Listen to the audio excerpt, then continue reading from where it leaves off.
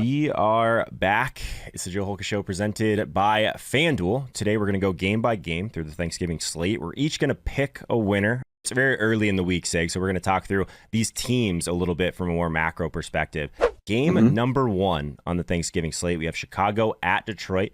It is a 4-point road favorite Bears team per FanDuel Sportsbook. The over-under is only at 41, so this is the lowest total on the slate by a pretty significant margin. The Sharps are actually on the Lions so far, 92% of the money, despite 57% of the betting tickets. So this one might not be as exciting, but I guess what we always see every single year is people are going to play players from this game, no matter what, just because it's the first one, right? So I guess you think that like not exciting, it would be how I would phrase it, but how would you phrase this one, I guess?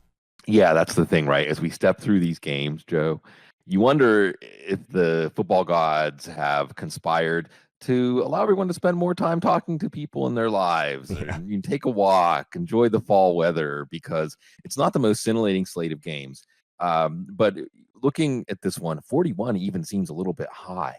The way that Detroit's offense is playing, the way that Chicago's offense is playing. And we're watching a couple of quarterback situations here. I guess that's where we can start. Yep. Jared Goff, not ruled out. I think that there's a non-zero chance he's going to play, but I don't know if that's 1 or 10 or 25, probably not 50%, which really could change the outlook. And maybe that's something to look at when we try to unearth why would the Sharps be on the Lions. And Lions also have a tendency to hang around against mediocre teams. The Bears are certainly that coming into this game, but their whole offense is DeAndre Swift. Thankfully, DeAndre Swift is good enough to produce even when the defense knows he's the whole offense. Yep. Yeah, that was one of the things I had. I mean, I'm willing to take the L on DeAndre Swift at this point.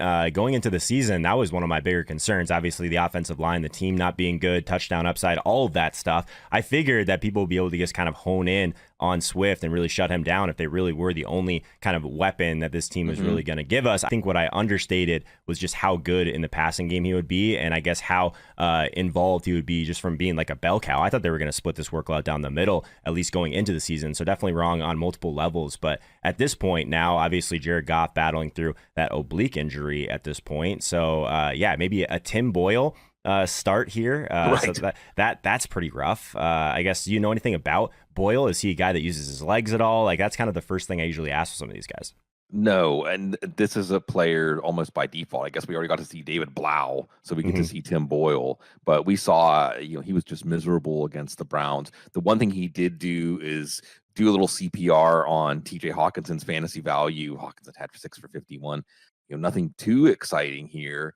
And this is a Bears defense that, if there is a strength of the Bears team, it is their defense. So again, we keep circling back to why that is a 41 over under. And I think when we look at Swift from a DFS standpoint, the question then becomes, at his price point, do we like him more than Montgomery? Do we like him more than one of the Dallas backs? Do we like him more than perhaps I mean, that's the thing, actually. Who? Mark Ingram? Yeah. So I think, unfortunately, what we're looking at here, Joe, is almost everybody's going to be on DeAndre Swift unless you get into some inventive lineup building, because there's not really many alternatives at running backs in the slate.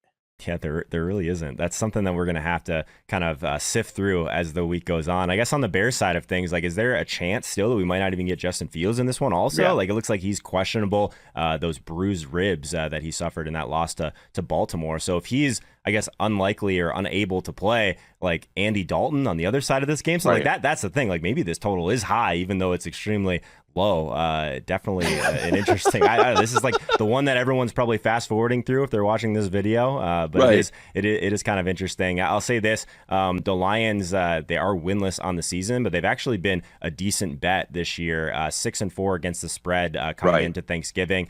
Chicago's actually 1-4 against the spread in their last 5 games. So not always, I guess, very small sample sizes we're dealing with all the time, but definitely public teams are things that we're definitely focused on. We see some of these Tampa Bay Bucks, these Cowboys, these ones get a little bit inflated at times. Sometimes the other direction for the Lions, and they can actually be decent values from a betting perspective. So in this game, Sick, who wins? Yeah. Who wins? I guess if we can, I guess just I don't know. The quarterback play is going to be what it is, right? Do you think that Right. there's a chance that the Lions can get their first win of the season? Or are you on the Bears side if we just talk in a vacuum, not to the spread, just who do you Sure. think wins? Yeah.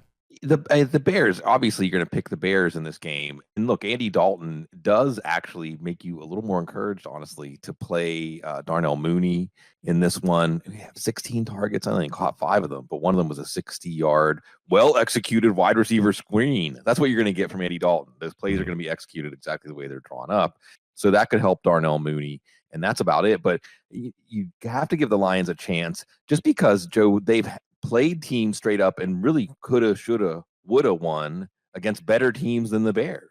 So we can't totally count them out. Dan Campbell is a motivator. This is a game at home. It's a traditional game.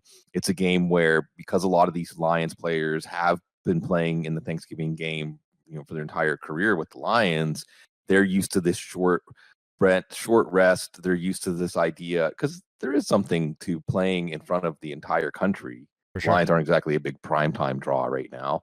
So I know I'll be rooting for them. Yep, I'm with you. I would love to, I guess, go on the other side of this one just for fun, but I'm on the Chicago side of this one also. So let's move on to some more exciting discussions here. Game number 2. We have the Las Vegas Raiders at the Dallas Cowboys. Cowboys are 7-point home favorites per FanDuel Sportsbook in this one. The over-under sits at 51. It is the highest total of the Thanksgiving slate. So we're going to see some sharp action, at least early, on both the under and also the Cowboys, which is kind of interesting. Significantly more money in both of those scenarios versus the overall betting ticket. Sometimes that can be an indicator that the Cowboys would be an interesting side to be on. So this game does seem to be the one that I think a lot of people are going to gravitate towards with all of the points. We see CeeDee Lamb. I believe he's still in concussion protocol as we're talking through this. So what are your thoughts on this game, I guess, from more of like a macro overall perspective? Sure. Both of these teams are dragging themselves into this game, right? The Raiders, it seems like the Henry Ruggs fatality incident. I'm not sure what to say that to be tactful, but at the same time, not take any of the magnitude away from it. They just haven't been the same. And they've overcome a lot this year, but this seems like maybe one thing too many, the straw that broke the proverbial camel's back. And turn around on a short week. Again, there's motivation here as the players know that the whole league is watching these games on Thanksgiving.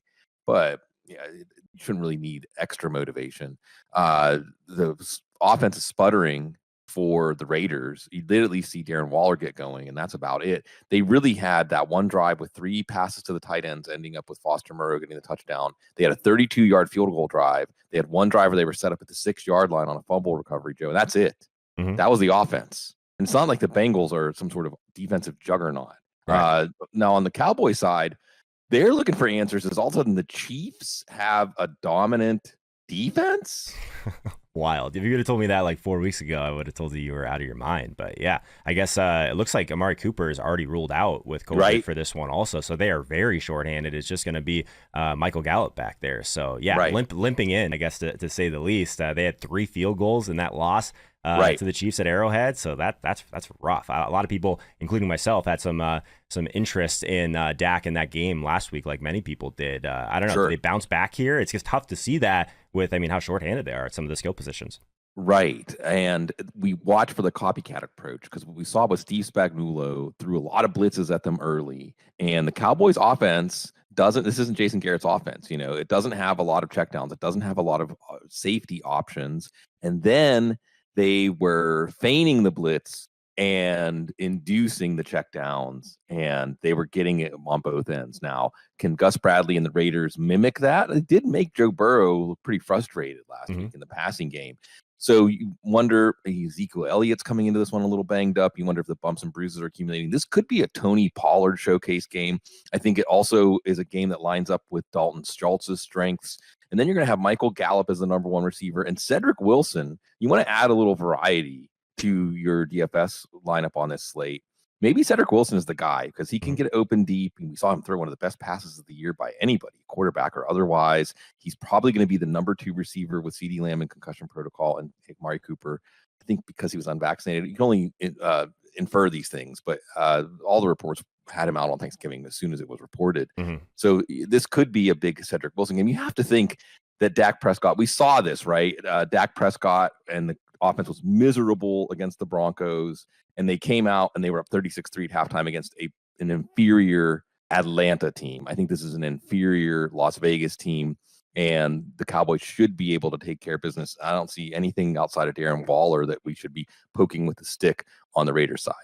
Yeah, let's talk about Pollard for a second, because one thing that I'm kind of curious about, and I've been as guilty of this as anyone, sometimes we fall into these narratives that, yeah, when a team is extremely shorthanded, that some of these talented running backs or whatever positions, like maybe he'll be used more in the past. Like Duke Johnson always comes to mind to me, because like we were talking about for years, it's like, oh, they're going to use him in the slot. We heard it was like the Duke Johnson tweet would come out at some point in the offseason that he was going to be used more as a wide receiver. So do we think that Pollard like could in theory do that, or is that something that we're all making up in our heads to like make ourselves feel better? I don't know. No, I don't think it's something we're making up in our heads. And look, we can look back to that Atlanta game when Pollard was very involved and looked very good. And that's the other thing, right? Like the coaches are seeing some of the same things we're seeing at this point in the season, especially. Pollard just has more juice. He has more to offer. Now, Elliott might be a better pass blocker. Well, he is a better pass blocker. So if the Raiders do mimic that blitz heavy approach, or at least feigning the blitz, then that could leave Elliott on the field more. But we have seen now Pollard, over 70 total yards yesterday, 98 total yards the week before, and he had 6 receptions in that game. And you saw also last week, I think partially because Zeke was banged up, you saw the snap count dropped a little bit for Pollard, but Zeke was still only at 69%. And what you have to ask yourself too is, how smart are these teams going to be about load management, Joe? Right. It's a long season. The teams that have designs on playing well into January, February, they have to save these players. Coming around on this short rest, wouldn't it make sense, Zeke and Pollard, to have closer to a 50-50 split? They've already had their bye in week 7. So if Zeke's going to have a rest, you want to maybe not work him too hard in this game. Hopefully they can take care of business. It can be a Tony Pollard second half, and then he gets a mini bye with 10 days off before week 13. Yeah, I think that makes a ton of sense to think through it that way, especially like this team has some aspirations, right? They have good defense. Like in theory, they should be one of those teams we're talking about in the NFC as we approach the playoffs and all of that good stuff. Dallas has been pretty good at home, Sig. They're actually 6-1 against the spread this year over their last 7 games. The Raiders on the other side of that, 2-5 against the spread over their last 7 road games. So definitely from at least a betting perspective, it's I guess it's hard to get away from the Cowboys even as a touchdown favorite and being shorthanded. I guess overall though, would you think that it is a Raiders game to kind of get back on track? I can see both sides of this one. Yeah, I just think that we have to. This is one of those cases, Joe, where we have to be careful not to expect a trend to reverse without some sort of precursor. And I get it. This year has been so mercurial that sometimes just randomly saying, I expect everything to go the opposite of last week has been correct, especially lately. Yep. So I'm not saying that you're going to be wrong if you do that, but I just don't see anything in the way the Raiders have been playing to indicate that something's going to come awake in this one. And you're looking at the line and the over-under. I think the only question is how many points do the Cowboys put up on the board? This is like, I don't know what the over-under was in the Dallas-Atlanta game, but I have a feeling it came in under, even though the Cowboys put what up in that game? 43? Right. So it's just a question of, can the Cowboys put up enough points, or really can the Raiders put up enough points in garbage time? But the Cowboys, again, looking back a couple of weeks ago, they're kind of relentless with that defense, as they should be. The newfound pride they have in that defense that played a good game against Patrick Mahomes, by the way. Yeah. And without Randy Gregory, without DeMarcus Lawrence, Micah Parsons, defensive rookie of the year, lock it up. Yep. He's only Von Miller has had what he had, 40 tackles and 8 sacks in his rookie year, and we're only in week 11. So when you're being mentioned with Von Miller, good things are happening for this defense too. Maybe that's the defense you want to put in for your Thanksgiving slate. Yeah, you convinced me. If we're talking straight up, I think it's hard to not be on the Cowboys side, at least against the spread. I would keep an eye on these key numbers, right? If we see this tick above a touchdown, then maybe there'd be a little bit of value to be on the Raiders side of this one. But let's move on to game number 3. We have Buffalo at New Orleans. This is the night game. The Bills are currently 4.5-point road favorites in this one. The over-under currently sits at 46.5. It is the second highest one on the slate. Definitely some big money coming in on the over so far on this one, but not a ton of sharp action on either side at the time of this recording. So both of these teams definitely have their own wrinkles to, I guess, decipher in this one, Sig. Yeah. But what was your, I guess, first thought when you saw we were going to get Buffalo at New Orleans at night? Yeah. My first thought was, I wonder if there's any cheap tickets because, after There Thanksgiving you go. dinner, maybe we'll hustle on over to the Superdome and Yeah. watch Josh Allen. No. So, Joe, can we pull up the first half spread, right? If the spread's 4.5, Yeah. does that mean the first half spread is 10.5? That's interesting. I never thought of it that way though. Yeah. Because the Saints have just been atrocious until the fourth quarter with Trevor Siemian at quarterback. Mhm. Just terrible.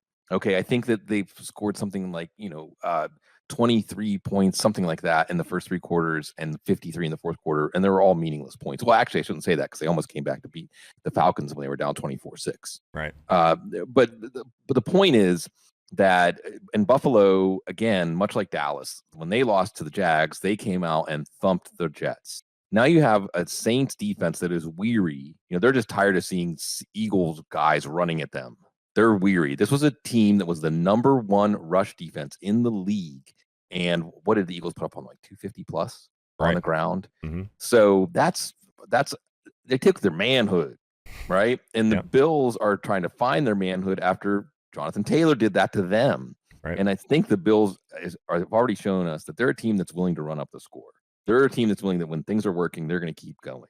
Mm-hmm. And Cole Beasley's getting a little healthier. I think this could be a big spot for Emmanuel Sanders if Stephon Diggs is tied up with Marshawn Lattimore. It could be a Dawson Knox game, although Dawson Knox had a big game, maybe more as the struggle target for Josh Allen last week.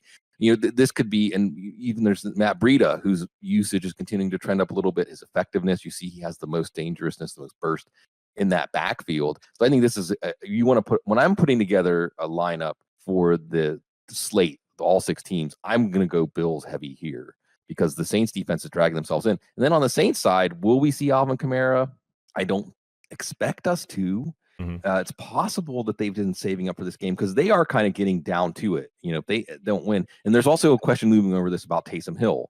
So here's what's fascinating about Taysom Hill. He came into the game, barely practiced, had a foot injury. He was the backup quarterback yesterday, but also not healthy enough to play his usual Swiss Army knife role. And you might say Sean Payton was being prudent because, well, he's the backup quarterback. So let's watch to see if they make a roster move to sign another quarterback.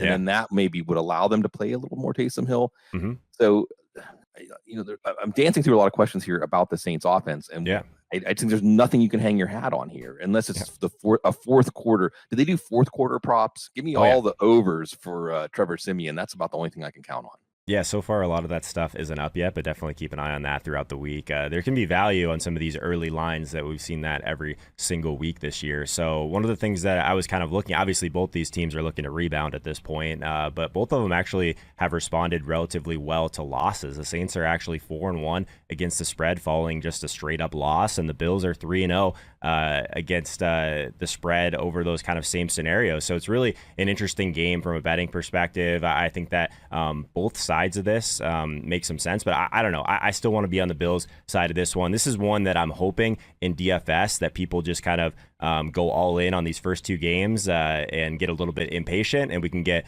some of these Bills players at a little bit lower ownership, which at least is something I'm looking at. Over the last 10 road games, the Bills are 7-3 against the spread. So that's kind of the side that I'm gravitating towards as well. But what do you like on this one? I guess straight up, I assume Buffalo.